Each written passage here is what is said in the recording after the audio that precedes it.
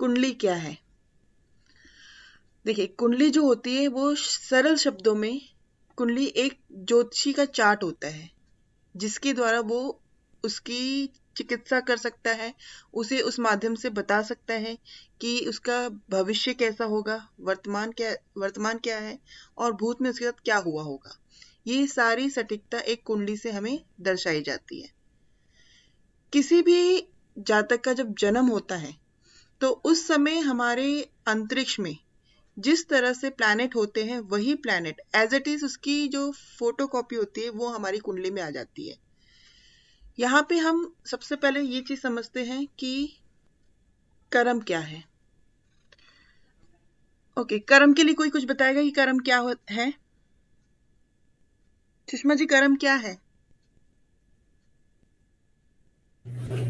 Ma'am, कर्म जो हम काम करते हैं, चाहे वो इस अभी के हों या हमारे पुराने जब पहले जो पूर्व जन्म के हों, तो बिल्कुल उनका ही जो वही हमें मिलता है। बिल्कुल। कर्म हमारे फिजिकली एक्टिविटी भी हो सकती है और मेंटली एक्टिविटी, जो हम सोच रहे हैं ना, वो भी कर्म है। अब उसका कितने टाइप में बांटा गया है? देखिए, फर्स्ट होता है संचित कर्म। संचित कर्म का मतलब होता है जो इकट्ठा किया हुआ कर्म है, यानी कि पहले कई जन्मों से हम कर्म जो करते आ रहे हैं उसमें से कुछ ना कुछ मात्र इकट्ठा होता जा रहा है, होता जा रहा है, होता जा रहा है। ये इकट्ठा हुआ संचित जो कर्म है वो हमें आगे भोगना पड़ता है। अगले जन्म में हमें उसमें से कुछ ना कुछ भोगना पड़ता है। संचित कर्म क्लियर हुआ? पॉइंट क्या होता है संचित कर्म? मैं इसको एक बार रीड कर रही हूँ। संचित कर्म का अर्थ है एकत्रित किया हुआ, इकट्ठा किया हुआ कर्म। संचित, इस प्रकार संचित कर्म का अर्थ है कर्म को एकत्रित है, कर्म जो एकत्रित किया गया है। संचित किया हुआ कर्म या इकट्ठा किया हुआ कर्म अनेक पूर्व जन्मों से लेकर वर्तमान में किए गए कर्मों का ही संचित कर्म है, जिसे हम कहते हैं संचित कर्म। ये हमारे पुराने अनंत जीवन से जो जन्म लिया है उसमें हम चाहे अच्छे कर्म करते हैं चाहे हम बुरे कर्म करते हैं, उसका कुछ ना कुछ पार्टीशन संचित कर्म में जुड़ता जाता है। फिर वो कर्म हमें भगवान अगले जन्म में प्रारब्ध के रूप में देता है। प्रारब्ध क्या हो गया? अब हमें अपने माता पिता कौन मिलेंगे ये हम नहीं डिसाइड करते, ये हमारे कर्म डिसाइड करते हैं। अगर हमने अच्छे कर्म करे हैं तो वहां पे हमारे माता पिता भी वहां पे कहीं ना कहीं अच्छे लेवल के मिलेंगे। कई लोग पता है गरीब घर में भी पैदा होते हैं और कई लोग बहुत अमीर घर में भी पैदा होते हैं। तो वहां पे प्रारब्ध यूज होता है, जो भगवान डिसाइड करता है कि किसको कहाँ पे जाना है और कहाँ पे नहीं जाना है। इसमें हमें संचित कर्म का ही थोड़ा सा हिस्सा जो होता है वो हमें प्रारब्ध के रूप में मिलता है, जो चीज हम डिसाइड नहीं करते हैं। मान लीजिए कोई व्यक्ति है, वो डेली रूटीन में अपने ऑफिस जाता है, डेली जाता है, बट एक दिन क्या होता है, उसका एक्सीडेंट हो जाता है। तो एक्सीडेंट क्यों होता है? क्योंकि उसने कुछ ऐसे कर्म करे हैं जिसकी वजह से उसे वो फल मिला है, मतलब कि उसको वो प्रॉब्लम्स, उसके साथ वो प्रॉब्लम्स आई है। अब क्रियमान कर्म, एक सेकेंड।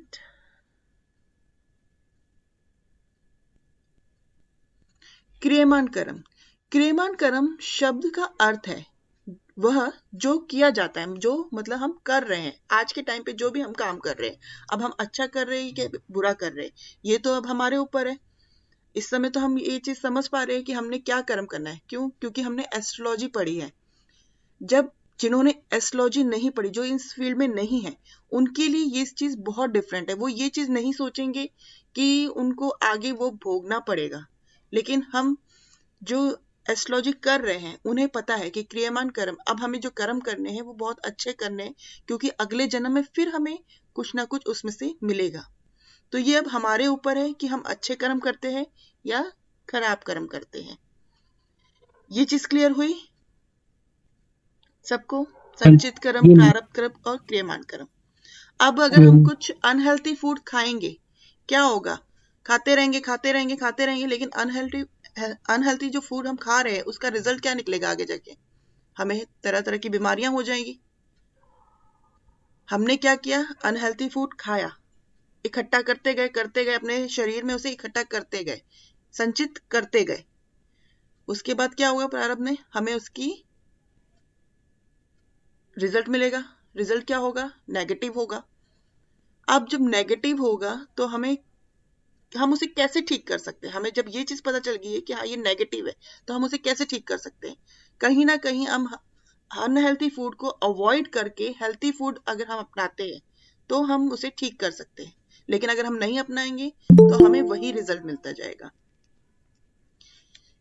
ये हमारा संचित क्रम, प्रारब्ध क्रम, क्रियमान क्रम था। अब हम नेक्स्ट टॉपिक पे आते हैं, प्लैनेट। सबसे स्टार्टिंग में ये चीज जरूर समझानी थी कि जो हमें फल मिलता है ना, वो हमारे कर्मों का ही मिलता है, हम खुद नहीं बनाते। एस्ट्रोलॉजी किसी का भविष्य नहीं बना सकता। एस्ट्रोलॉजी में सिर्फ हमें जो कर्म करे गए हैं उसका ही फल मिलता है। ये चीज आपको पॉइंट की क्लियर होनी चाहिए। अब ज्योतिष क्या है? ज्योतिष किसी भी व्यक्ति के भूत, वर्तमान और भविष्य को जानने की एक विद्या होती है। ज्योतिष के द्वारा हम किसी भी व्यक्ति के बारे में यह जान सकते हैं कि उसका बचपन कैसा होगा, वृद्ध अवस्था कैसी होगी, शिक्षा या धन कमाने की शक्ति कैसी होगी, विवाह और वैवाहिक जीवन का आनंद, संतान का भविष्य, मान, प्रतिष्ठा, समाज में उसका रुतबा कैसा रहेगा, उसको कितनी जमीन जायदाद मिलेगी, ये सब हम ज्योतिष से जान सकते हैं।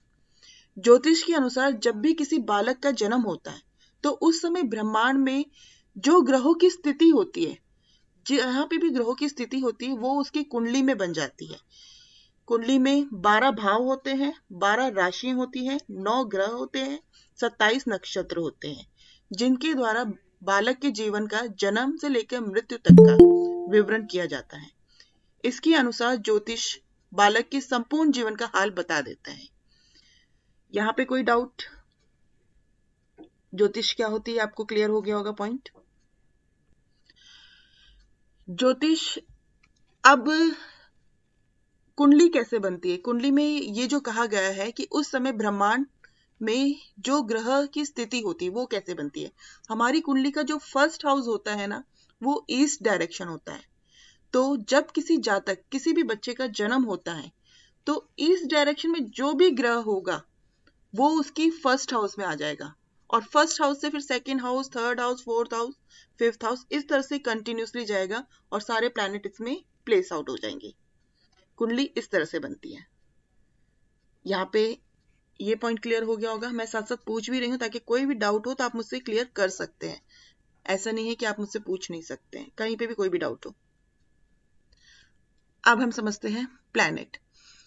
ज्योतिष में 9 ग्रह होते हैं, सूर्य, चंद्र, राहु, केतु जो होते हैं, इनको हम ग्रह में नहीं मानते। वास्तव में ये ग्रह नहीं है, लेकिन एस्ट्रोलॉजी में इसको ग्रह भी कहा गया है। अब 9 ग्रह कौन से होते हैं? सूर्य होते हैं, चंद्र होता है, मंगल, बुध, गुरु, शुक्र, शनि, राहु, केतु। सूर्य के बारे में सबसे पहले हम बात करते हैं। सूर्य क्या होता है? अकॉर्डिंग टू अर्थ, अगर सूर्य ना हो तो क्या होगा? अर्थ में अंधकार हो जाएगा, सब तरफ डिस्ट्रॉय, मतलब सब कुछ खत्म हो जाएगा, क्योंकि सूर्य जो होता है वो सोर्स ऑफ एनर्जी का होता है, वहां से एनर्जी मिलती है हम सबको। जो अर्थ में जितने भी जीव जंतु, पेड़ पौधे जो भी है, उनको कहाँ से एनर्जी मिल रही है? सूर्य से एनर्जी मिल रही है। और अगर सूर्य नहीं हुआ तो ये सब खत्म हो जाएगा। सूर्य हमारी आत्मा है, हमारी जो बॉडी है, हम जो है वो क्यों जिंदा है? हमारी आत्मा की वजह से। जब तक हमारे शरीर में आत्मा है तब तक हम जिंदा है, लेकिन जब वो आत्मा निकल जाएगी तो क्या होगा? हम मर जाएंगे। तो यहाँ पे जो हमारी आत्मा है उसको हम सूर्य की तुलना करते हैं, उससे हम सूर्य की तुलना करते हैं। सूर्य गवर्नमेंट है, सरकार है।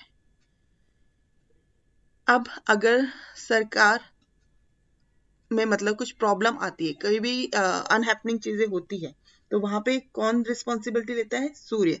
सूर्य हमारा मान सम्मान है। अगर हमारे मान सम्मान को ठेस पड़ती है, मान सम्मान खराब होता है, तो कहीं ना कहीं हमारा सूर्य इफेक्टेड होता है। यश का कारक भी हमारा सूर्य है। कुंडली में अगर सूर्य शुभ होगा तो हमें शुभ फल मिलेंगे, लेकिन कुंडली में ही अगर अशुभ फल होगा तो वहां पे हमें अशुभ फल मिलेंगे। अब अगर शुभ होगा तो क्या होगा, हमें गवर्नमेंट से रिलेटेड फायदा हो सकता है, हमें मान सम्मान मिलेगा, हमारा एक स्टेटस बनेगा, हमारे अंदर कॉन्फिडेंस लेवल बढ़ेगा।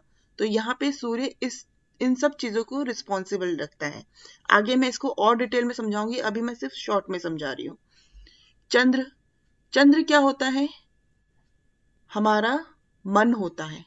हमारा मन कैसे बदलता रहता है, हर थोड़ी देर में बदल जाता है, कभी अच्छा हो जाता है, कभी उदास हो जाता है। तो यहाँ पे चंद्र जो डिनोट करता है वो हमारे मन को करता है। हमारी माता, घर में जो हमारी माता जी होती है उनको भी चंद्र डिनोट करता है। कैश ऑफ लिक्विडिटी, जो हमारा मंथ डेली की रूटीन की जो इनकम होती है वो भी हम चंद्र से ही देखते हैं।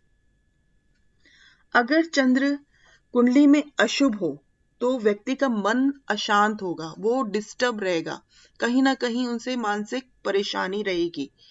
तो कभी भी किसी को मेंटली डिस्टरबेंस होती है तो उस समय हम चंद्र को देखते हैं कि चंद्र कैसा है। अब आते हैं मंगल। मंगल क्या होता है, एक एनर्जी का कारक है। मंगल से हमें पावर मिलती है। मंगल हमारे शरीर में जो ब्लड है उसको भी कहा जाता है। हमारे छोटे भाई, कजन भाई भी होंगे तो उसमें भी हम उनको मंगल ही कहते हैं। और अगर मंगल कहीं से भी कुंडली में अशुभ हो रहा होगा तो कहीं ना कहीं हमारे अंदर पराक्रम की कमी होगी, धैर्य की कमी होगी, क्योंकि मंगल पराक्रम भी है, धैर्य भी है। हम जो काम करते हैं, हम कितनी जल्दी काम कर सकते हैं, ये मंगल से डिसाइड करता है। अगर मंगल वीक होगा तो वो बंदा थोड़ा सा आलसी किस्म का भी होगा, क्योंकि उसके अंदर एनर्जी नहीं होगी। बुध बुद्धि का कारक है। बुध से हम अपनी वाणी भी देखते हैं, बंदा कैसे बोलता है, उसके बोलने का तरीका कैसा है। और अगर बुध अच्छा है तो वो बहुत ही पोलाइटली बोलेगा, लेकिन अगर बुध खराब हो तो उसकी बातें रूड भी हो सकती है, वो गाली गलौज भी कर सकता है। यहाँ पे अगर किसी की वाणी खराब हो तो हमें बुध को देखना चाहिए। गुरु, गुरु जो होता है वो ज्ञान का कारक है। गुरु से हम बहुत सी चीजें देखते हैं, लेकिन मैं अभी सिर्फ बेसिक पॉइंट बता रही हूँ कि गुरु हमारे भाग्य को बताता है, हमारा भाग्य कैसा होगा, ये सबसे इंपॉर्टेंट पॉइंट है। किसी का भाग्य अच्छा होता है, किसी का भाग्य बहुत अच्छा होता है, और किसी के भाग्य में कुछ कमी हो जाती है। तो यहाँ पे हम गुरु को देखते हैं। गुरु जैसा होगा उसका भाग्य भी वैसा होगा। कई बार क्या होता है, कोई कहता है कि हमारी किस्मत हमेशा हमारे साथ नहीं देती है, तो यहाँ पे कहीं ना कहीं गुरु रिस्पॉन्सिबल होता है। शुक्र, शुक्र क्या होता है, हमारी लग्जरी लाइफ, हमारे जो ऐश्वर्य, जो हम अपनी लग्जरी लाइफ में कुछ ना कुछ लेते हैं। लाइक हमें लेना है फोन, लेना है तो हमें एक ब्रांडेड फोन लेना है, हमें टीवी लेनी है तो बहुत ही ब्रांडेड टीवी लेनी है, ऐसे नॉर्मल टीवी नहीं लेनी है। सेम एज इट इज, एक second, same as it is अगर हमें गाड़ी भी लेनी है तो हमें अच्छी वाली बड़ी वाली गाड़ी चाहिए, छोटी गाड़ी नहीं चाहिए। तो ये सब शुक्र डिसाइड करता है कि क्या हमारे पास लग्जरी आइटम आएगी कि नहीं आएगी। अगर कुंडली में शुक्र कहीं से भी पीड़ित होगा, कहीं से भी उसे प्रॉब्लम होगी या खराब हो रहा होगा, तो हमारी लग्जरी आइटम में कहीं ना कहीं वो इफेक्ट डालेगा। शुक्र हमारी वाइफ का भी, हमारे स्पाउस का भी कारक है। अगर हम उसे कुंडली में देखते हैं तो हमारे स्पाउस के साथ उसकी हेल्थ कैसी होगी, ये भी देखना हो तो हम शुक्र से ही देखेंगे।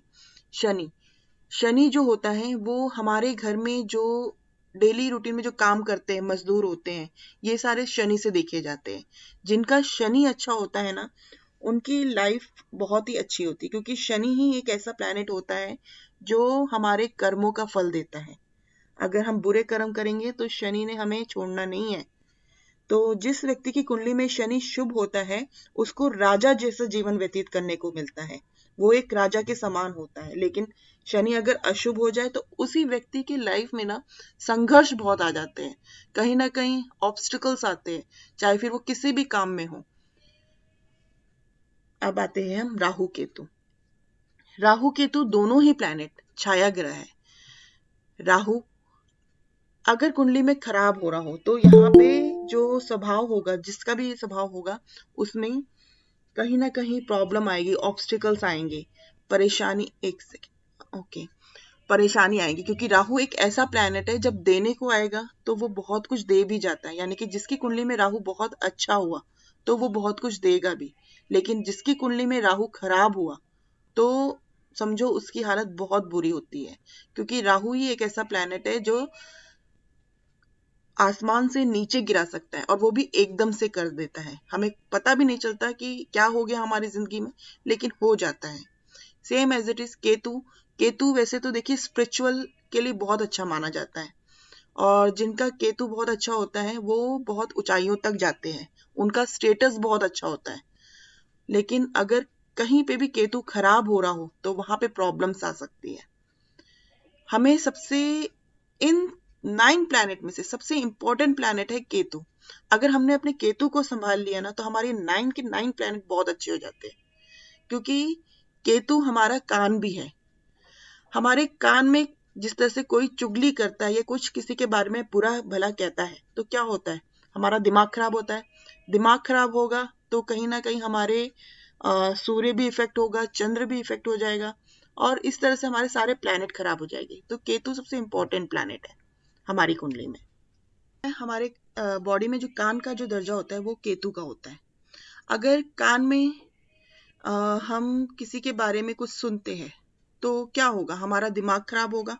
कहीं ना कहीं हमारे वो दिमाग में घूमता रहेगा कि उसने भाई ऐसा क्यों कहा। यहाँ पे क्या होगा, हमारा केतु खराब हो गया, और जब दिमाग में घूमेगा तो राहु इफेक्ट कर जाएगा, और राहु इफेक्ट करेगा तो हमारी पूरी लाइफ में वो प्रॉब्लम क्रिएट करेगा। तो इस वजह से हमें केतु को बहुत संभाल के रखना है, यानी कि किसी की चुगली नहीं करनी है, किसी के बारे में बुरा नहीं सुनना है। जिसे जो कहता है वो उसके कर्म है, लेकिन हमें अपने कर्म खराब नहीं करने हैं। ये समझ में आया आपको? अभी धीरे धीरे आगे और समझ में आएगा। अब हम समझते हैं इसके कारक तत्व। ग्रहों के जो कारक तत्व होते हैं, सबसे पहले तो हम सूर्य का समझ लेते हैं। सूर्य के जो कारक तत्व होते हैं वो आत्मा। हम सूर्य से क्या देखते हैं, आत्मा को। जैसे मैंने अभी बताया था कि हमारे शरीर में जो आत्मा है वो सूर्य मानी जाती है। अगर आत्मा नहीं होगी तो हम जीवित नहीं रहेंगे। स्वयं की शक्ति, हमारे अंदर कितनी शक्ति है, ये हम सूर्य से देखते हैं। मान सम्मान, हमें मान सम्मान मिलेगा या नहीं मिलेगा, ये सूर्य से देखा जाता है। राजा, कहीं का भी जो राजा होता है ना उसकी तुलना सूर्य से की गई है। अब हमारे घर में जो पिता है उसकी जो तुलना है वो सूर्य से की गई है। मतलब कि अगर कुंडली में सूर्य कहीं से भी खराब हो रहा होगा तो हो सकता है कि हमारे पिता को कष्ट हो रहा होगा, पिता की हेल्थ इश्यूज हो रखी होगी। राजनीति, राजनीति को भी हम सूर्य से डिनोट करते हैं। हड्डियां, चिकित्सक विज्ञान, स्वास्थ्य, हृदय, पेट, पित्त, दाई आंख। सूर्य जो होता है वो हमारे दाई आंख का कारक होता है। रक्त प्रवाह में बाधा, गर्मी और बिजली, ये सब जो कारक तत्व है ये हम सूर्य से देखते हैं। चंद्र, चंद्र से हम मन को देखते हैं, माता को देखते हैं। मानसिक स्थिति, हमारा मानसिक स्थिति कैसा है, मनोबल कैसा है। द्रव्य, क्योंकि चंद्र क्या होता है उसे हम लिक्विड में मानते हैं। मिल्क, दूध, ये भी चंद्र हो गया। तो कोई भी द्रव्य जैसे लिक्विड वाली वस्तु जो होती है ना उसको हम चंद्र से देखते हैं। चित्त की प्रसन्नता, क्या हमारा चित्त खुश है या नहीं, हमारे मन खुश है या नहीं, तो वो हम चंद्र से देखते हैं। जब हमारा मन दुखी होता है तो कहीं ना कहीं कुंडली में ना मून डिस्टर्ब हो रहा होता है। जलाशय, यात्रा, सुख शांति, धन, संपत्ति, शरीर में जो भी हमारे तरल पदार्थ है जैसे कि ब्लड है तो उसमें हमारे चंद्र का भी कारक आ जाता है, और जो तरल पदार्थ है उस सब में चंद्र का ही इन्वॉल्वमेंट रहता है। रक्त, बाई आंख, जो हमारी बाई आंख है उसे हम चंद्र से देखते हैं। छाती, दिमाग की परेशानी। महिलाओं को मानसिक चक्र जो होता है उसमें भी चंद्र की ही इन्वॉल्वमेंट होती है। जब लेडीज को कुछ प्रॉब्लम होती है इससे रिलेटेड तो वहां पे हम चंद्र को ही देखते हैं। इवन जब हम चाइल्ड बर्थ का करेंगे ना तब हम चंद्र को और एक्सप्लेन करेंगे। एक सेकेंड। ओके। मंगल, मंगल जो होता है वो हमारे साहस का कारक होता है, वीरता का कारक होता है। हमारे अंदर कितनी वीरता है, कितना पराक्रम है, हम कितने एनर्जेटिक हैं, तो इसको हम मंगल से देखते हैं। शौर्य, शक्ति, हमारे अंदर शक्ति कितनी है, हमारा ऐश्वर्य कितना है। हमारे अंदर जोश कितना है, ये सब मंगल से देखा जाता है। क्रोध, गुस्सा कितना है, जिसका मंगल खराब होगा उसके अंदर गुस्सा भी बहुत ज्यादा होगा। सेनापति, युद्ध, शत्रु, अस्त्र शस्त्र, मतलब जो भी औजार होते हैं, फिर चाहे वो घर में पड़ा हुआ नेल कटर ही क्यों ना हो, उसको भी हम मंगल से देखते हैं। चाकू, ये सारी चीजें मंगल में आ जाती हैं। दुर्घटना, भूमि, अचल संपत्ति, दोते, भाई बहन, वैज्ञानिक, डॉक्टर, यांत्रिक कार्य, पुलिस, सेना, सिर, जानवरों द्वारा काटना, दुर्घटना, जलना, घाव, शल्य क्रिया, ऑपरेशन, उच्च रक्तचाप, गर्भपात आदि, ये सब कारक जो होते हैं ये मंगल के अंडर आते हैं। अब आते हैं बुध पे। बुध जो ग्रह होता है वो बुद्धि का कारक होता है। उससे हम वाणी देखते हैं, मनोविनोद देखते हैं, शिक्षा, अगर हमें किसी की एजुकेशन देखनी है तो वहां पे हमें बुध देखना है, क्योंकि देखो अगर बुद्धि होगी तभी उसकी एजुकेशन अच्छी होगी। कई लोगों का बुध जब खराब हो रहा होता है तो कहीं ना कहीं एजुकेशन में भी डिस्टर्बेंस आती है। गणित, जिसका बुध बहुत अच्छा होता है उसका गणित भी बहुत अच्छा होता है, मैथमेटिकल वो बहुत ही स्ट्रांग होता है। लेखक, तर्क वितर्क, मुद्रा, ज्योतिष विज्ञान, नृत्य व नाटक, वनस्पति, व्यापार, बिजनेस अगर हमें देखना है तो हमें बुध देखना होगा, क्योंकि बिजनेस, कोई भी बिजनेस हो उसका कारक बुध है। मध्यस्थ कराने वाला, मामा, मित्र, संबंधियों, गला, नाक, कान, फेफड़े, आवाज इत्यादि का कारक बुध है। गुरु जो होता है उसका जो कारक है वो है बृहस्पति। बृहस्पति जो है वो ज्ञान का कारक है, विद्या का कारक है, शिक्षा का कारक है, धार्मिक कार्यों का कारक है, श्रेष्ठ जनों का, मतलब जो हमारे बड़े लोग होते हैं उनको हम गुरु से देखते हैं। भक्ति, हमारी अंदर कितनी भक्ति है ये हम गुरु से देखते हैं। प्राचीन साहित्य, जो भी प्राचीन साहित्य, जो पहले के टाइम के जितने भी साहित्य से, सब में हम बृहस्पति की इन्वॉल्वमेंट मानते हैं। धन संपत्ति, मान सम्मान, पूर्वजों को, पुत्र, बड़े भाई, फलों वाले वृक्ष, शरीर में जो चर्बी है, जिनका जुपिटर कहीं ना कहीं से इफेक्टेड होगा वो मोटे होंगे, उनके अंदर चर्बी ज्यादा होगी। मधुमेह, डायबिटीज, अगर डायबिटीज की प्रॉब्लम हो तो उसमें जुपिटर की इन्वॉल्वमेंट कह सकते हैं। चिरकालीन बीमारियां, कान, बैंक, आयकर, खजांची, राजस्व, मंदिर, धर्मस्थान, संस्थाएं, कानूनी क्षेत्र, जज, न्यायालय, वकील, लेखा परीक्षक, संपादक, पत्राचार्य, शिक्षाविद, अध्यापक, शेयर बाजार, पूंजीपति, मंत्री, दार्शनिक, निगम पार्षद, ज्योतिषी, वैदों और शास्त्रों के इत्यादि, ये सारे जो कारक होते हैं ये गुरु के अंडर आते हैं। शुक्र ग्रह वैवाहिक संबंध, जो भी मैरिज से रिलेटेड कुछ भी संबंध होते हैं उसमें हम शुक्र को देखते हैं। पत्नियां, इंद्रियां, भोग विलास, यौवन विषय, सभी प्रकार के सुख संपत्ति, आभूषण, गहने, सुंदरता, सुगंधित वस्तुएं, पुष्प, सजावट का सामान, कलात्मक, डिजाइनर वस्तुएं, श्वेत रंग के पदार्थ, सुंदर शरीर, बड़ी आंखें, दिखने में आकर्षक, जिनकी बड़ी बड़ी आंखें होती है, दिखने में आकर्षक होते हैं, उनका कहीं ना कहीं वीनस बहुत ही अच्छा होता है, घुंघराले बाल होते हैं उन लोगों के। काव्यतम, मतलब कविता करने वाला, गाना बजाने वाला, काले बाल, विलासिनी, मतलब जो बहुत ही भोग विलास करते हैं, उनको लग्जरी चीज चाहिए, अच्छा मोबाइल चाहिए, अच्छे कपड़े चाहिए, डिजाइनर कपड़े चाहिए, तो वहां पे हम शुक्र को देखते हैं। शुक्र अगर जिसका बहुत ही अच्छा हो तो वो जो भी चीज लेगा वो ब्रांडेड ही लेगा, वो उससे नीचे लेगा ही नहीं। और जिसका शुक्र खराब होगा तो वो नॉर्मल में भी उसको चल जाएगा, लेकिन जिसका शुक्र बहुत अच्छा हो वो हमेशा ब्रांडेड में जाएगा। शराब भी यहाँ पे जो होगी वो ब्रांडेड होगी, नॉर्मल नहीं होगी। नशीले पदार्थ, कफमय काम खाने वाली, छोटे कद काठी, दिखने में युवा, गुप्त रोग, आंख, आंते, अपेंडिक्स, मधुमेह इत्यादि का भी जो कारक होता है कहीं ना कहीं उसमें भी शुक्र की इन्वॉल्वमेंट होती है। अब आते हैं हम शनि पे। शनि क्या होता है? डिले का कारक होता है। शनि कहीं ना कहीं प्रॉब्लम देता है, ऑब्स्टिकल देता है, इसको बहुत ही अच्छा प्लैनेट नहीं मानते, लेकिन मैं ये नहीं कहूंगी कि अच्छा प्लैनेट नहीं है। जब जिसकी कुंडली में शनि बहुत अच्छा होता है ना, तो उसको वो बहुत कुछ दे भी जाता है। कई लोगों के आप देखते होंगे कि 7.5 ही चलती है। हर बार आप किसी पंडित के पास जाओ या कहीं पे भी जाओ तो वो क्या कहते हैं, 7.5 ही चल रही है, बुरा टाइम है। लेकिन क्या हर एक की कुंडली में 7.5 चल रही तो बुरा टाइम है? क्या उनके बच्चे नहीं होते 7.5 में? क्या उनके जॉब में इम्प्रूवमेंट नहीं होती, सैलरी नहीं मिलती? ऐसा कुछ होता है? नहीं, ऐसा नहीं होता है। तो डिपेंड करता है कि कुंडली में शनि कैसा है। इसको हम आगे समझेंगे कि हमें कुंडली में कैसे देखना है कि शनि कैसा है। अब सबसे पहले तो हम कारक वस्तु समझ लेते हैं। शनि ग्रह जीवन को दर्शाता है, आयु कितनी होगी ये बताता है।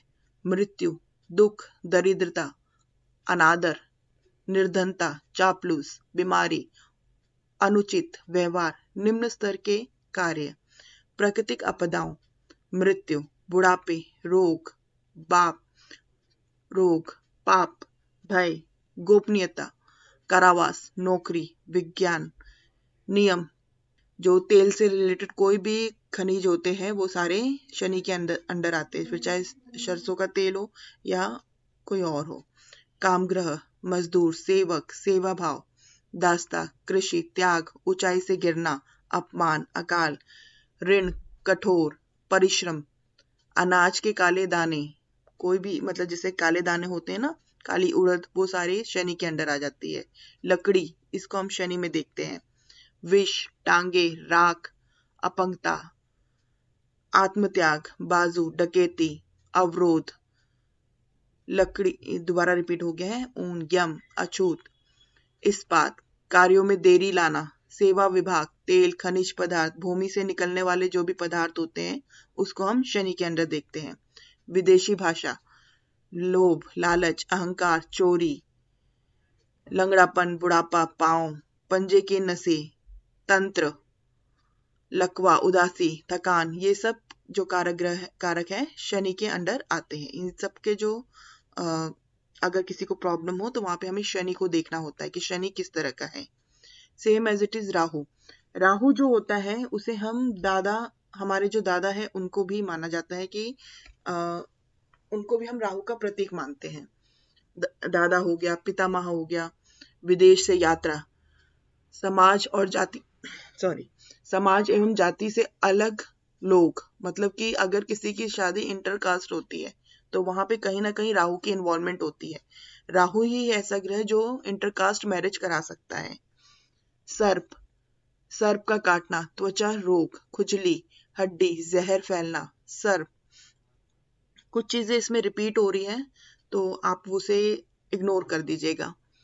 बीमारियां, डर, विधवा, दुर्वचन, तीर्थ यात्राएं, निष्ठुर वाणी, मतलब किसी का राहु अगर इफेक्टेड होगा और वाणी वाले भाव से, ये मैं जब आगे बताऊंगी वाणी वाला भाव कौन सा होता है, उससे कनेक्ट होगा तो कहीं ना कहीं उसके वाणी में भी प्रॉब्लम होगी और वो बहुत ही गंदा बोलने वाला होगा, मतलब अच्छा नहीं बोलता होगा। विदेश में जीवन, अकाल, इच्छाएं, त्वचा पर दाग, चर्म रोग। मेरी आवाज आ रही है ना? जी मैम। ओके।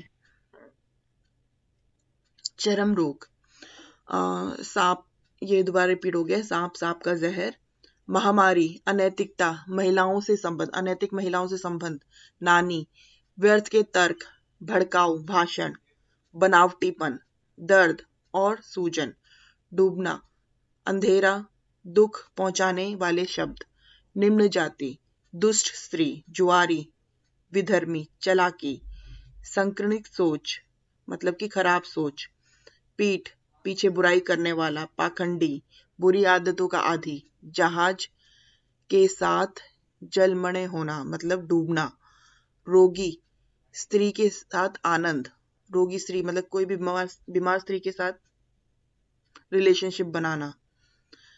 ओके।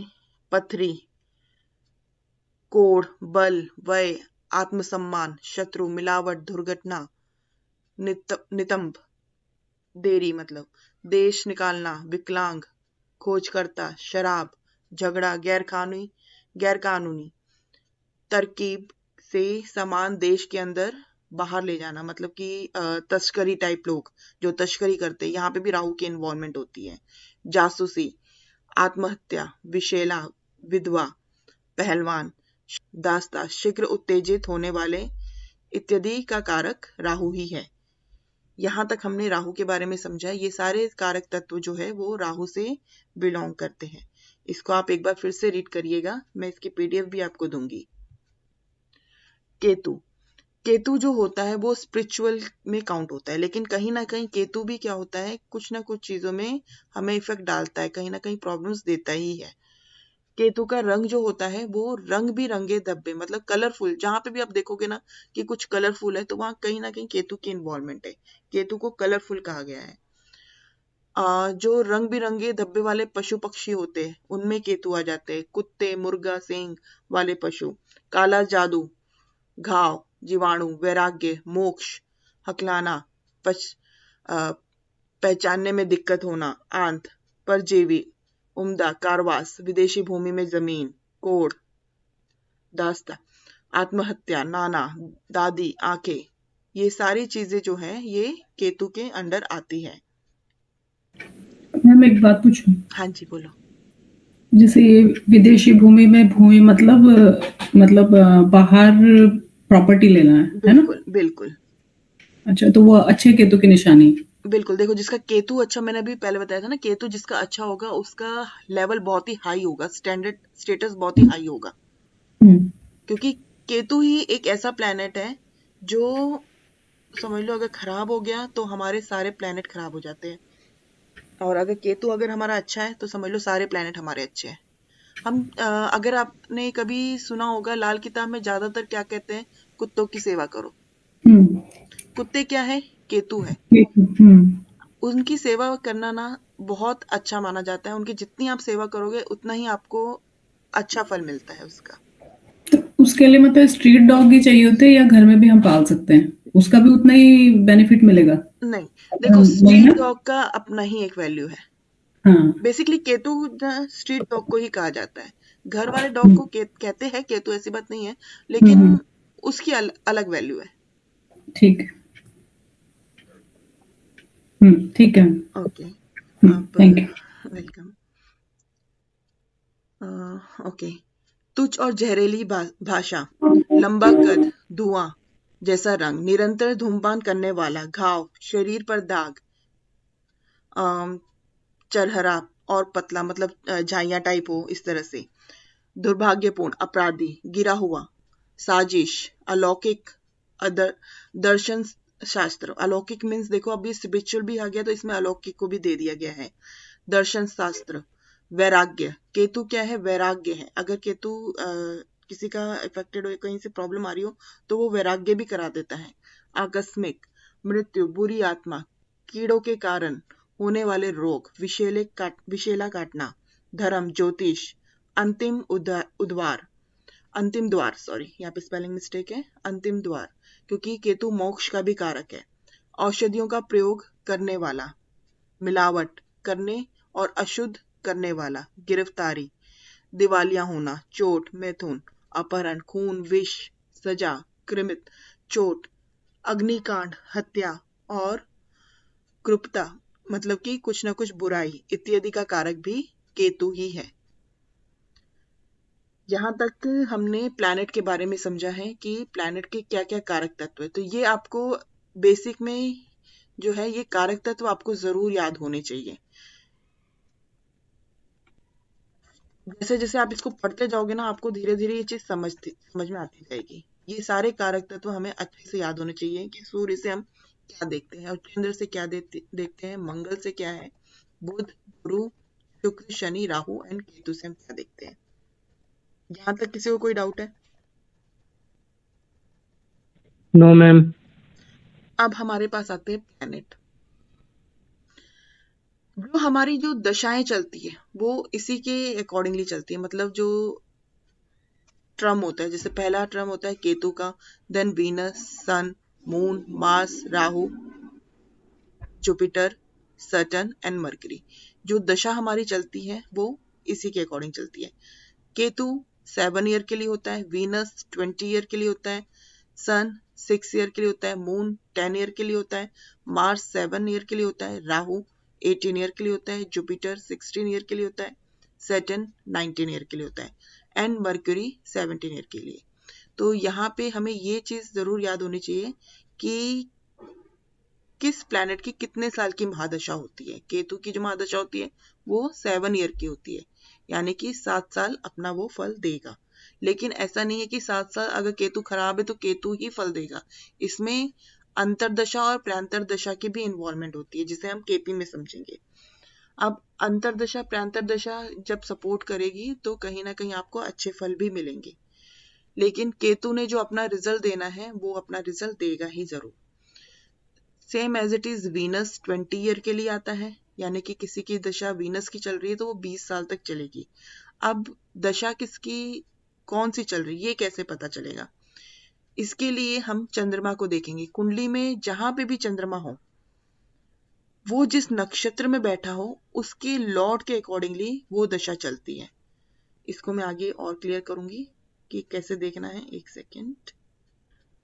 ये चीज हमारे बेसिक कॉन्सेप्ट में है, जिसमें हमने दशा को समझना है कि कौन से प्लैनेट की कितनी दशा होती है। जैसे कि सन 6 ईयर की होगी, मून 10 ईयर का होगा, मार्स 7 ईयर का होगा, राहु 18 ईयर का होगा, जुपिटर 16 ईयर का होगा, सैटर्न 19 ईयर का, मतलब 19 ईयर तक इनकी दशा चलेगी।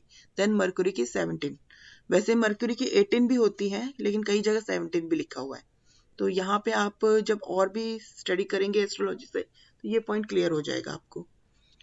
अब प्लैनेट में हमारे देव ग्रह होते हैं और दानव ग्रह होते हैं। देव ग्रह में कौन से ग्रह आ जाते हैं? सूर्य, चंद्रमा, मंगल, गुरु।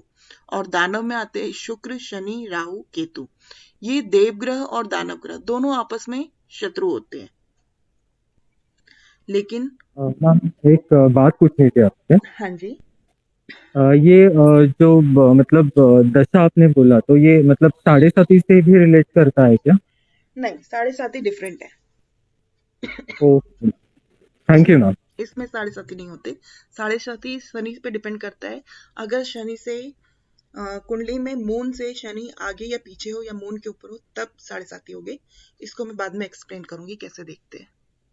जी, एक सेकेंड।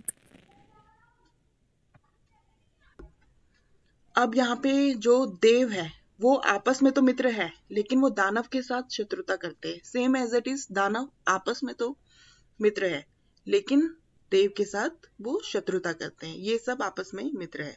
अब जो बुध ग्रह है, बुध ग्रह है वो नपुंसक ग्रह है, मतलब ना इधर है ना उधर है। वो अपनी पलटी मारता रहता है, जहां उसको बेनिफिट लगता है ना वो वहीं घूम जाता है। ये एक न्यूमोलॉजिकली अकॉर्डिंग कह सकते हैं कि एक युवराज है। छोटा बच्चा जैसे होता है ना, उसको जहां चीज मिली वो वहां हो गया, ऐसा होता है बुध। जिसके साथ बैठेगा उसकी तरह बन जाता है, उसकी कॉपी करने लग जाता है। अब बुध जो है सूर्य का तो मित्र है, लेकिन चंद्र का शत्रु है। यहाँ पे बुध को चंद्रमा का शत्रु माना गया है। अगर मैं आपको प्रैक्टिकली समझाऊं तो चंद्रमा क्या होता है? दूध होता है, और बुध को हम पारा मानते हैं। अगर दूध में हम पारा डालेंगे तो क्या होगा? दूध खराब हो जाएगा। तो यहाँ पे इस तरह से समझना है कि चंद्रमा बुध का शत्रु है। मंगल भी बुध का शत्रु माना जाता है और गुरु बुध का सम माना जाता है।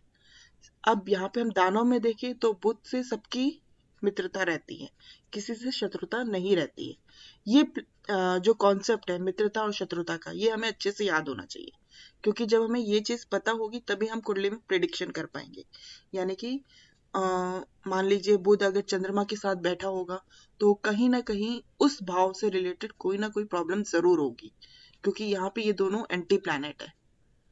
तो यहाँ पे इस चीज को जरूर समझना है। ये चार्ट क्लियर हुआ? मैम बोले मैम ये वैदिक रेड बुक किसी पे भी लागू हो सकता है? हाँ, ये वैदिक रेड बुक दोनों पे लागू कर लीजिए। ये दोनों पे ही लागू होगा। बेसिकली मैंने आपको यहाँ पे ये जो कॉन्सेप्ट है ना, ये रेड बुक वाला ही कॉन्सेप्ट समझा है, क्योंकि ज्यादातर इसी तरह से प्रिडिक्शन करते हैं लोग। जी मैम। अब हम समझते हैं कुंडली को। हमारी कुंडली जो है वो इस तरह की दिखती है। ये फर्स्ट हाउस हो गया, सेकंड हाउस हो गया, थर्ड हाउस हो गया, फोर्थ हाउस हो गया, फिफ्थ हाउस हो गया, सिक्स हाउस, सेवन। शेयर हो रही स्क्रीन? स्क्रीन पे वो राशि हो रही है दिख- मैम। हाँ अब हो रही मैम, ओके अब हो रही है। जी, ये first house, second, third, fourth, fifth, six, seven, 8, 9, 10, 11, 12, ये 12 के 12 भाव हमारी कुंडली बताता है। मतलब इस तरह से हमारी कुंडली बनती है। अब जो फर्स्ट हाउस है, फर्स्ट हाउस से हम क्या देखते हैं? हम व्यक्ति का शरीर देखेंगे, रंग देखेंगे, आकृति देखेंगे, स्वभाव देखेंगे, विनम्रता देखेंगे, स्वास्थ्य देखेंगे, मन पर कैसा विचार है ये देखा जा सकता है। प्रथम भाव शरीर से मस्तिष्क तक का प्रभाव करता है। मतलब हमारे जो शरीर है वो पूरा देखा जाता है फर्स्ट हाउस से। यानी कि जो भी चीज हमें मिलती है वो हमारे लगन को मिलती है, हमारे शरीर को मिलती है। अगर हमारा विवाह होता है तो कौन करता है? हमारा शरीर ही करता है विवाह। हम खाना खाते हैं तो किसको मिलता है? हमारे शरीर को मिलता है। तो यहाँ पे फर्स्ट हाउस से हम ये सारी चीजें देखते हैं। सेकेंड हाउस, सेकेंड हाउस जो होता है वो व्यक्ति की वाणी, धन, ससुराल, कुटुंब, ये देखा जाता है। चल संपत्ति, चल संपत्ति मीन्स ये कह सकते हैं कि उसका फिक्स्ड एसेट, उसके पास जमा पूंजी कितनी है, बैंक बैलेंस कितना है, ये हम सेकेंड हाउस से देखते हैं। सेकेंड हाउस जो होता है वो हमारी दाई नेत्र और जीवा का भी कारक होता है। मतलब यहाँ से हम दाई आंख और जीभ को भी देखते हैं। थर्ड हाउस, थर्ड हाउस जो होता है उससे हम अपने छोटे भाई बहन को देखते हैं। हम अपना पराक्रम, धैर्य, आयु पर विचार, आयु पर विचार हम इसलिए देखते हैं क्योंकि देखिए first, second, third, fourth, fifth, six, seven, eight house जो होता है वो हमारी मृत्यु का हाउस होता है। अब 8वें से 8वां भाव कौन सा पड़ता है? 1, 2, 3, 4, 5, 6, 7, 8, 8वें से 8वां ये पड़ा। तो जब भी अपने से 8वां कोई जाता है तो वहां पे कहीं ना कहीं प्रॉब्लम की वो प्रॉब्लम इंडिकेट करता है। यानी कि 8वें से 8वां थर्ड हाउस पड़ा तो इसको भी हम मृत्यु हाउस में कनेक्ट कर सकते हैं। अब ये भाव में गला, श्वास से संबंधित रोग, इसको भी देखा जाता है। मतलब किसी के गले में कोई प्रॉब्लम हो या सांस से संबंधित रोग हो तो थर्ड हाउस से देखते हैं। कुंडली का चतुर्थ भाव, फोर्थ हाउस जो होता है वो हमें सुख सुविधा का भाव होता है, माँ का भाव होता है। यहाँ से हम अपने भवन को देखते हैं, घर को देखते हैं, गाड़ी देखते हैं, अचल संपत्ति, भूमि, गड़ा हुआ धन, माता पर विचार किया जा सकता है, माता की सेहत कैसी है ये विचार किया जा सकता है। इस भाव से हम शरीर में जो हमारी छाती है उस पे विचार कर सकते हैं, फेफड़ों पे विचार कर सकते हैं। पंचम भाव, पंचम भाव जो होता है वो संतान का भाव होता है। यहाँ से हम अपनी संतान देखते हैं, विद्या देखते हैं, इंटेलिजेंस देखती है। फोर्थ हाउस से भी, फोर्थ सेकेंड हाउस से भी हम एजुकेशन देखते हैं और फोर्थ हाउस से भी एजुकेशन देखते हैं।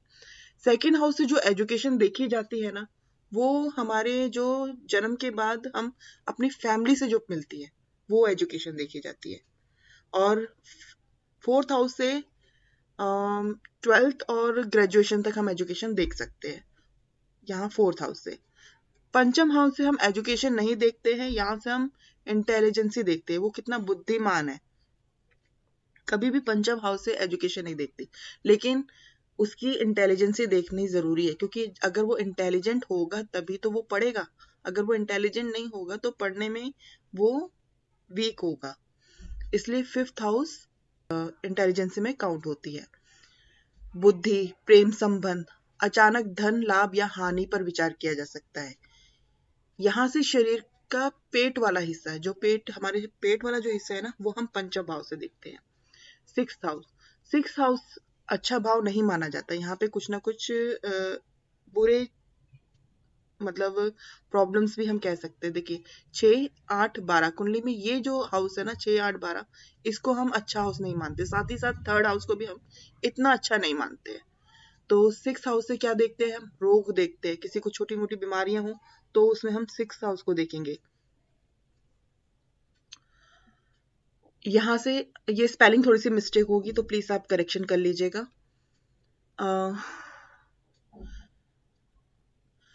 अब यहाँ पे एक और योग बनता है विपरीत राजयोग। विपरीत राजयोग कैसे देखते हैं ये भी मैं आपको समझाती हूँ।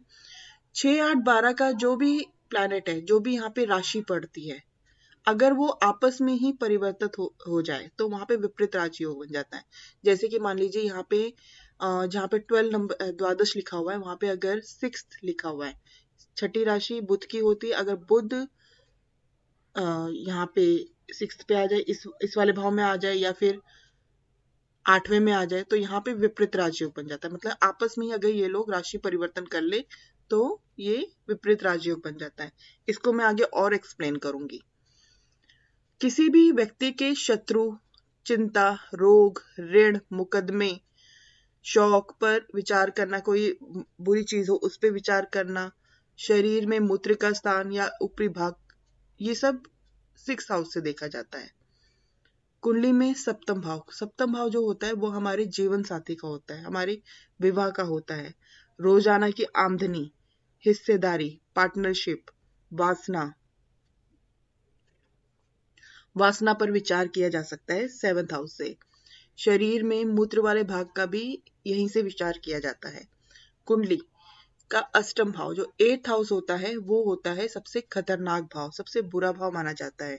इससे मृत्यु का भाव भी कहते हैं, जिसका अर्थ होता है ये यदि इस भाव में मारक ग्रह या नीच के ग्रह बैठ जाए तो व्यक्ति को मृत्यु तुला कष्ट होता है। यहाँ पे अगर कोई भी खराब प्लैनेट बैठ जाए ना, मारक या नीच के ग्रह, ये मैं आगे बताऊंगी कि मारक ग्रह क्या होते हैं, नीच के ग्रह क्या होते हैं, अगर वो यहाँ पे अष्टम भाव में आ जाते हैं तो उसकी लाइफ में बहुत सारी परेशानियां होती है, ऑब्स्टिकल्स होते हैं। सेम एज इट इज विपरीत राजयोग भी बनता है। इसको मैं आगे एक्सप्लेन करूंगी कि कैसे बनता है विपरीत राजयोग। अब इस घर से व्यक्ति की आयु, मृत्यु, दुर्घटना, परेशानी, तांत्रिक साधना आदि पर विचार किया जाता है। ये भाव भी सेम शरीर के मूत्रस्थान के निचले वाला जो भाग होता है वहां पे इस हाउस को देखा जाता है। कुंडली में 9वां भाव, इस भाव में हम व्यक्ति के भाग्य, तीर्थ यात्रा, धार्मिक, वित्तीय, संतान, साला-साली, पिता के साथ संबंध पर विचार किया जाता है। ये भाव शरीर के जागों को प्रभावित करता है। कुंडली में 10th हाउस, 10th हाउस क्या होता है, हमारे कर्म का, जो हम काम कर रहे हैं वो हम 10th हाउस से देखते हैं। कारोबार, नौकरी, पद, राजयोग, ये सब हम 10th हाउस से देखेंगे। हमारे शरीर के घुटनों का जो प्रभाव होता है उसे हम 10th हाउस से देखेंगे। देन एक second, okay. 11th house, 11th house जो होता है इस भाव से व्यक्ति की आय देखी जाती है, धन देखा जाता है, लाभ, मनोकामना की पूर्ति, बड़े भाई बहन पर विचार किया जाता है। ये भाव शरीर की पिंडलियों वाला हिस्सा और कान को प्रभावित करता है।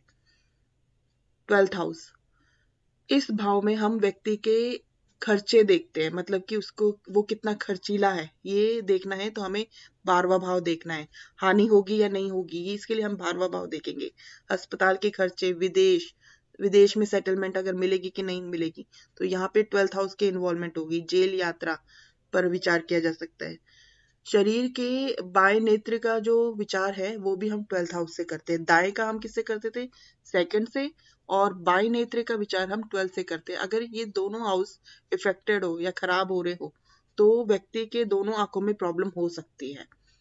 पैरों को भी ये प्रभावित करता है, यहाँ से हम पैरों को भी देखते हैं, जो सबसे नीचे का हिस्सा होता है ना पाँव के, वो भी हम यहीं से देखते हैं। अब इसको मैं एक बार और आपको इजी मेथड से समझाती हूँ कि कुंडली को कैसे देखना है। मान लीजिए ये कुंडली है। अब बालक का जन्म होता है, जब एक बालक जन्म लेता है तो उसका सबसे पहला हिस्सा अंग का, शरीर का कौन सा निकलता है, उसका सर निकलता है, मस्तिष्क निकलता है, यानी कि 1st हाउस जो हमारा सर होता है। यहाँ से हम अपने सर को भी देखते हैं।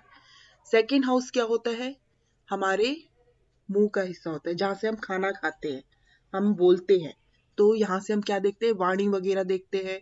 हमारा जो खाने का शौक है वो कैसा है, अच्छा है कि खराब है, हम हेल्थी फूड खाते हैं कि अनहेल्थी फूड खाते हैं। अगर 2nd हाउस इफेक्टेड होगा तो कहीं ना कहीं हम अनहेल्थी फूड खाते होंगे, तो यहाँ से हम 2nd हाउस देखते हैं जो हमारे मुंह का हिस्सा है। उसके बाद 3rd हिस्सा जो हमारा गला आ जाता है, यहाँ पे हमें गले में कोई प्रॉब्लम है या गले से रिलेटेड कोई भी चीज है तो वहां पे हम थर्ड हिस्सा काउंट करते हैं। अब जब बच्चा निकलता है, पहले सर निकलेगा, फिर मुंह निकलेगा, फिर गला निकलेगा, उसके बाद क्या निकलेगा? छाती, चेस्ट। फोर्थ हाउस से हम चेस्ट को भी देखते हैं। ये मैं थोड़ा सा बॉडी पार्ट का भी बता रही हूँ ताकि आपको इजिली समझ में आ जाए कि बॉडी पार्ट भी कैसे देखा जा सकता है। चेस्ट के बाद हमारा पेट का हिस्सा आता है, तो वहां से हम फिफ्थ हाउस देखते हैं। अब पेट के बाद हमारा पेट के नीचे वाला हिस्सा जो आता है वो यहाँ से देखेंगे। देन सेवंथ हाउस में भी अपने जो जांग होती है वहां तक का देखते हैं। As it is eighth house में भी जांग तक का देखेंगे। नाइन्थ हाउस में पिंडली पाँव की वो देख लेते हैं। अब यहाँ से हमारे पाँव शुरू हो जाते हैं टेंथ हाउस में। 11th हाउस में भी हम पाँव का जो निचला हिस्सा है वो देखेंगे। Same as it is 12th में पाँव का सबसे नीचे वाला हिस्सा वो देखा जाता है। तो ये कुंडली किस तरह से बॉडी पार्ट को बताती है वो भी मैं आपको एक तरह से मैं समझाना चाहती थी कि जब एक बच्चा जन्म लेता है तो इस तरह से जन्म लेता है और उसी के अकॉर्डिंगली ये कुंडली भी रोटेट होती है। अब आती है डिग्री। हमारी कुंडली में जो डिग्री होती है उसकी क्या इंपॉर्टेंस है? देखिए, 0 से 6 डिग्री, कोई भी प्लैनेट जब डिग्री पे आता है 0 से 6 डिग्री की, तो उसे बाल्य अवस्था कहा जाता है। अब एक बच्चा जो होता है उसमें कितनी कैपेबिलिटी होती है? क्या वो बड़े बड़े काम कर सकता है? नहीं कर सकता। तो यहाँ पे जो कैपेबिलिटी होती है उसकी 25% होती है। Same as it is 6 degree से 12 डिग्री तक वहां पे क्या आता है? कुमार अवस्था। तो उसमें कितनी कैपेबिलिटी होती है? 50% की। 12 to 18 युवा अवस्था यानी कि 100%, यानी कि पूरा एक युवा है जो हर काम करता है, अपने घर की रिस्पॉन्सिबिलिटी लेता है। तो वहां पे इसकी जो कैपेबिलिटी हो जाती है वो 100% की हो जाती है। 18 to 24 वृद्ध अवस्था। अब घर में कोई बुजुर्ग होगा तो वो कितना काम कर पाएंगे? थोड़ा बहुत काम करेंगे, ज्यादा नहीं काम करेंगे।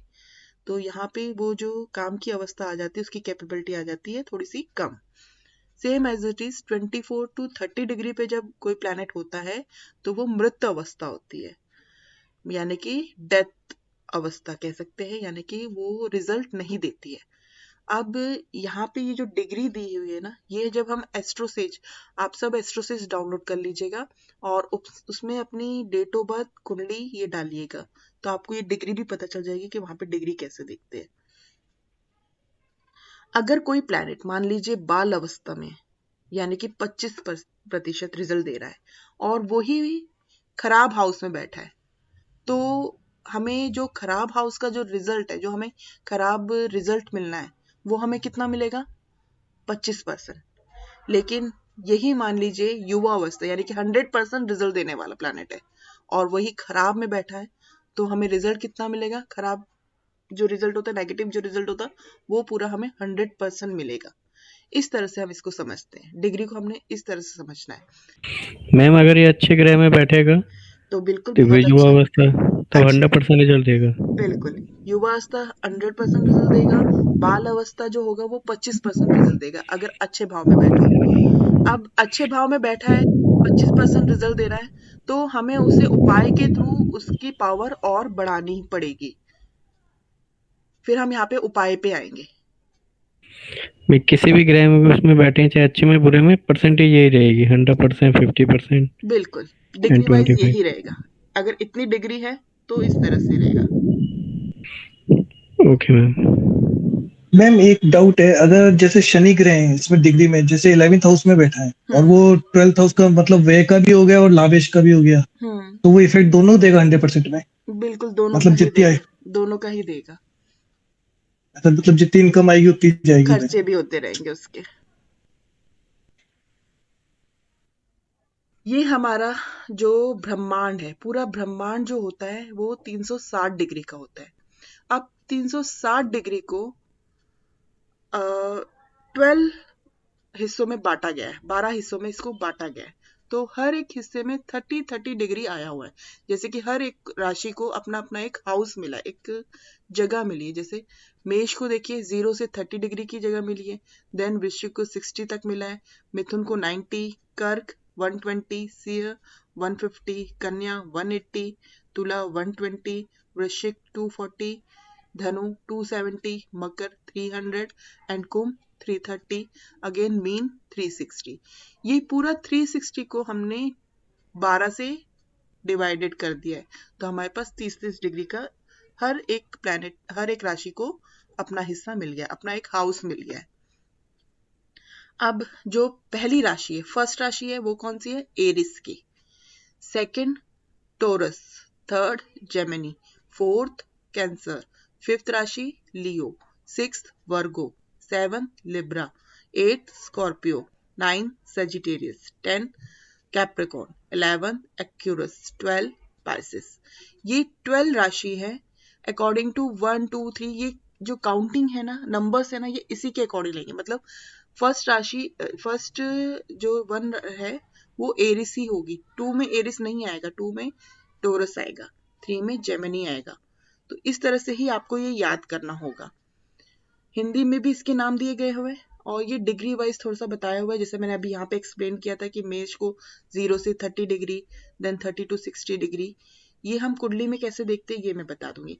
अब इसमें जो है लॉर्ड, हर राशि के अपने अपने लॉर्ड है। तो एरिस एंड स्कॉर्पियो, ये दो जो राशि है, इनके लॉर्ड कौन हो गया? मार्स। यहाँ पे कुछ प्लैनेट को 2 हाउस मिले और कुछ को 1 मिला, तो ये चीज आपने समझनी है। देखिए एरिस एंड स्कॉर्पियो ये 2 राशि है, उनका जो लॉर्ड है वो मार्स है। टोरस और लिब्रा ये 2 राशि है, इसका जो लॉर्ड है वो वीनस है। Same as it is Gemini and Virgo. Gemini Virgo की जो राशि है वो है, जो प्लैनेट है वो मर्क्यूरी है। कैंसर, अब ये देखिए कैंसर और लियो, इन दोनों के एक ही प्लैनेट है, मून एंड सन। हमारे माता पिता एक ही होते हैं ना, 2 तो नहीं होते, भाई बहन 2 हो सकते हैं लेकिन माता पिता एक ही रहेंगे। तो यहाँ पे लियो को भी एक ही प्लैनेट मिला है सन, एंड वर्गो को भी एक ही लॉर्ड मिला है मर्क्यूरी।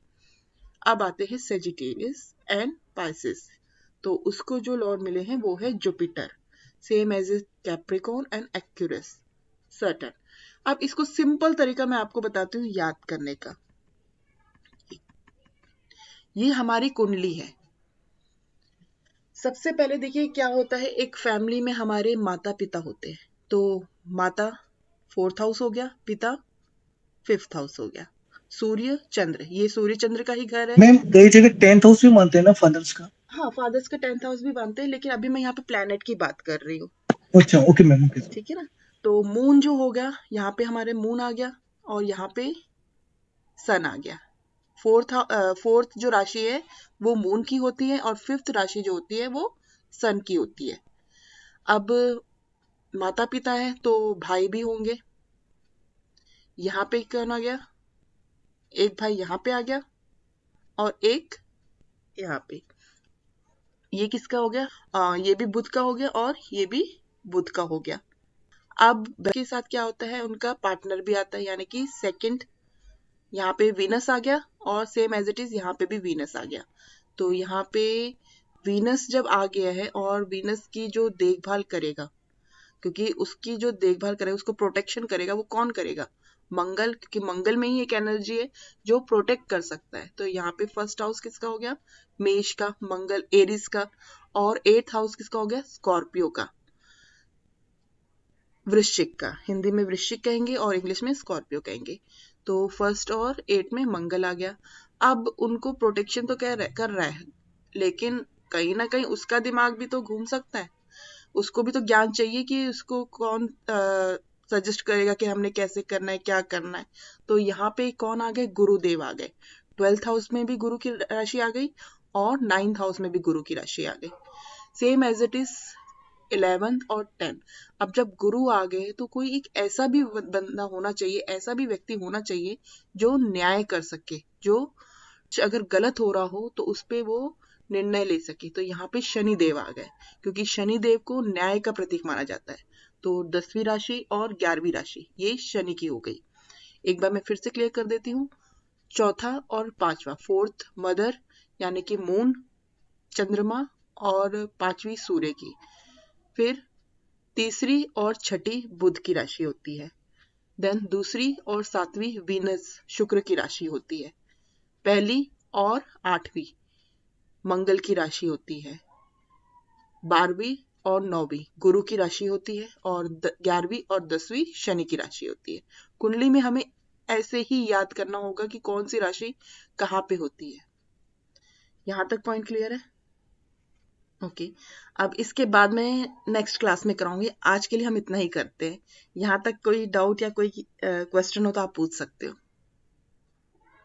ओके, इट मीन्स सबको क्लियर ही हो रहा है, किसी को कोई डाउट नहीं है। तो आज ये क्लास यहीं पे स्टॉप करते हैं। नेक्स्ट क्लास में इसके आगे और समझेंगे।